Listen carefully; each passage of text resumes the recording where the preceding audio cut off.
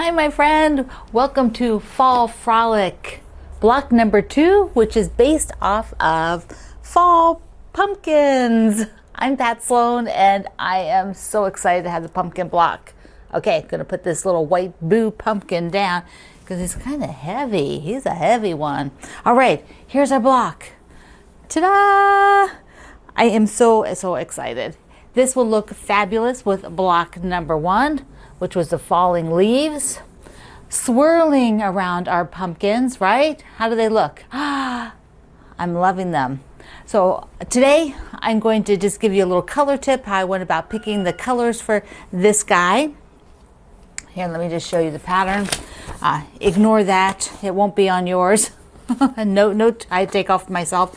Here is the layout in multiples. So if you want to do a whole quilt, this is what it would look like. You get that kind of cool chain effect to the block, sort of tilting them like this, right? So we have that guy. I also want to give you an update on the layout for the Happy Everything. I had a little modification, didn't change what you've already made. It's for the layout part, which you wouldn't have gotten to these sections, but I had to make a change. So I'm going to tell you about that. And I'm going to open the spooky box. So if you have not seen the inside, or if you just want to see it with me again, because I am going to open it. So I've got my warm beverage, warm coffee for sipping while I'm making this block. So let's take a look at picking the fabrics. The best part is picking the fabrics for the block. So let's see what our pumpkin block is going to have. I'm thinking the pumpkin block needs to use the oranges, right? At least one of them. Now the block has the darker, I wanted to have this part darker on it, and then you've got one chain and then the opposite chain. As long as those chains don't blend into each other into a mush here, I'm good with whatever colors. They don't need to be dark and light. The coloration is just for distinction. So definitely one of these. And the darker, the bigger half square triangles, I want to have one of the reds. So I'm looking at the reds that I didn't use yet, and there's two of them that are a bit more purpley. They tend to be a bit more purpley, and the others definitely are the more cranberry color. So I'm thinking to go with one of the more purpley ones, this one, which has also a little bit of yellow in it, or pumpkin, we could say. So that would be the bigger half square triangle units. Then I'm going to do I'm not going to do green or yellow this time. So I decided not to do that, and not the other browns. So I want to mix up this purple. I could either do these two, like one going one way, and put the creams over there, and one going, the other way. So that would be great. I could just go like that, or I could make one of them teal. I could definitely keep this one that has the more pumpkin feel, and I could go teal going one direction with that guy, with the lighter one. Actually, this one may not be as good against that, plummy color. It just has such a high contrast. Okay, or I could go the darker version of this teal. Go like that. Those two would look really good. So orange and teal, I think, is what I'm going to do, rather than the two oranges, although that would also be really pretty and would keep it very pumpkin-like. Although I'll get a white pumpkin I showed you. Okay, so those are what I'm thinking about. Now for the background, like I mentioned in the beginning, I will be using up all of these that I can in the 9 blocks. So more than likely, all of my backgrounds for each block will be one of the prints from the line. And I want to use something different than I did before, so mix it up. I don't want this great big pattern. I don't want that much pattern. So I'm going to go with, I'm just going to pick any of the other ones because it really doesn't matter. They're all fairly similar. They're a shirting look. So that would be what I'm going with. Now the big decision. Which would you do? You already know what I did, but I'm doing this real time, filming this real time, and I don't know yet which I'm going to pick. I think I'm going to keep it all pumpkin and go with that. Here's my tip for doing this block to get accuracy, because if you put this 4-patch together and you're just going to assume it's correct, the best thing to do is go ahead and measure it. It should be 4.5 by 4.5, and if for some reason it's not, then check your seam allowance. I think the pumpkin colored fabrics were a perfect choice for this. I think that that is going to be just excellent, excellent, excellent. It looks fabulous with the other block up here. You know, my other design wall is too full, so we're here on the back side, on the B side of the table. Yeah, so those look really, really good together. So I can't wait to see yours. Share it over in my community page, Quilt Along with Pat Sloan at Facebook, which is public, so you can come as a visitor and share. You don't have to join. Now, next week, I believe next week, I will do a little demo on the square in a square unit for the layout. So you have the layout pattern, and I know some of you started making these. I wanted to show you these little papers, which make it easier. You do not need these papers, but I think they make them easier. They're a foundation. I think of them as a foundation more than paper piecing.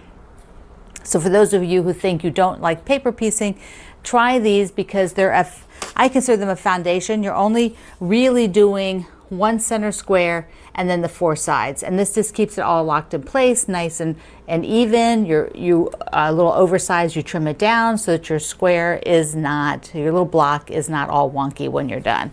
They are delightful, delightful little project. Okay, that's next week.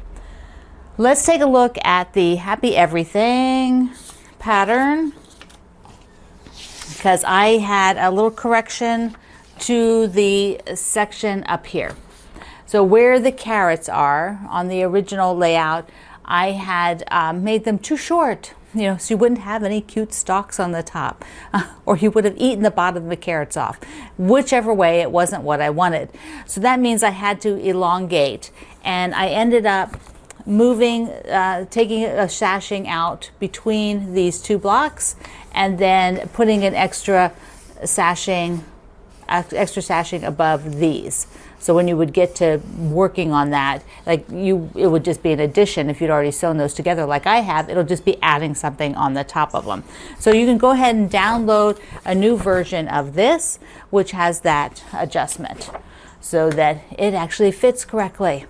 And I know that some of you won't watch this video, you'll forget I said this, you won't have seen the email, you won't have seen it on the website, you won't have seen it in Facebook, where I put all those things already. So if you see somebody who's questioning it, if you know the answer, please jump in and help me out. Send them over to the project page and have them download a new copy. That'll really help me out, it'll help them out, it'll be wonderful. Thank you, thank you. Mwah. Thank you for doing that. Okay. Let's take a look in the spooky box. It's always fun. These boxes are always so fun. I'm trying to make some space here. I want to sit down. Pull the chair over. All right, the spooky box has a wonderful project in it, and I have done several of these with the Fat Quarter Shop. It is a specialty mystery box from the Fat Quarter Shop, and let's see what's in here. What goodies do we have? There's always goodies. Okay, I'm using these the little knife from Olfa. I like these, so it's like fits in your hand and you just sort of slide that over. Okay, just cut out the tape. Now that tape, I'm not going to pull the tape off like I told you. You know, that just stays on there. All right, what do we got? Well, first of all, they will give us a little paper that tells us everything that's in here. And you also have a 25% off a particular item of the Stash and Store. So that is part of your spooky box. So there's all the stuff that's in it. Let's take a look. So first, let's take a look at the fabric. I'm going to open it because I have not done that yet. Want to see what's, okay. It's a super cute orange Halloween banners. This is from Kimberbell, who is a friend of mine. She designs for Maywood Fabrics. So this is her Halloween fabric. So those little pennants or banners fabric, which is so cute. Look at the spider web. Oh my goodness, that is darling. I love that. I bet the fabric line has it in different colors too. So let me just get you a little closer. And then there's this print that has like it's a tone on tone with a lot of different witchy things. Oh, there's the Candy Corn Quilt Shop. Dead and Breakfast Inn. Oh, that's so funny. Super cute things. And then there's that same fabric in green. See, I want to fold this right. Quilt shops always fold these like I don't fold them. So, this is a bright one. Same thing as the orange, just in the green tone on tone. Gorgeous purple stripe. Some super cute bats on purple. And then I love this. It's like a quilting design. Look at that. Look how cute that is. Wouldn't that be great for a border? Yeah. Okay, so let's look at the project. Then we'll look at the other goodies. So the project is called Hocus Pocus. There we go. So there's Hocus Pocus. You do need gives you directions on the back. Now this just comes with the spooky box. That's the only way you can get this pattern. But it comes with, you have to add in the black and the gray and the white. So all of these colors will go into here. You can see the green one is up at the top there. There it is on the back, the full thing. So that is darling. I'm definitely going to make that. I'm going to cut that up and sew it while I'm doing other things. Now the other parts that are in here is a thread cutter ring, and it looks like it might glow in the dark. I don't know. I'd have to read this, but I think it might. What's this say on here? Yes, it glows. This also glows in the dark. The Stash and Store. We got a Stash and Store exclusive for this box, and let me get that out of there. I love these things. I use them everywhere, but this one glows. I think this would be great in the bathroom. You could stick like, little clippers in there, your lipstick, and it would glow in the dark. So cute, so cute. Okay, 2 more things to round this out. This darling, oh my gosh, this is so pretty. It's got like a little ruler, and it can be used as a bookmark. And look at the back of it with the rose on it. Oh, how do I get that out of there so you can see it better? Yeah, there we go. Whoops, these bags stick back to each other. There we go.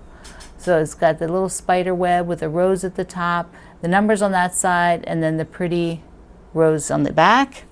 And the other thing is this, which, what is it exactly? It's got, I thought at first that it was like a little decoration, that you would just sit out with all the words, but no, guess what? Guess what? It's a box. Look how cute that is. This can go in there for sure. And there we go. Go put the thread thing in there. That is so cute. Okay, there is the spooky box. You can still get one, and I have a link down below in the description box. I'm definitely going to make that up.